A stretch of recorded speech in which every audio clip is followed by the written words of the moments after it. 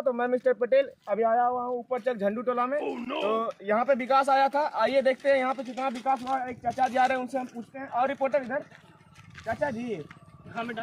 यहाँ विकास आया था क्या? विकास नहीं हमको पता बेटा, हमको हग ले गए थे। भागने चले गए थे तो विकास को नहीं देखे? नहीं हम तो हग ले गए थे, मेरा पेट खराब है। अच्छा, ठीक है चाचा, ठीक है।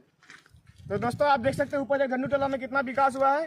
यहाँ चाचा जी हगने चले गए थे, जिसकी वजह से इन्होंने यहाँ विकास आया कि नहीं इनको नहीं पता है। तो ठीक है दोस्तों, वीडियो को लाइक कीजिए और सब्सक्राइब कीजिए।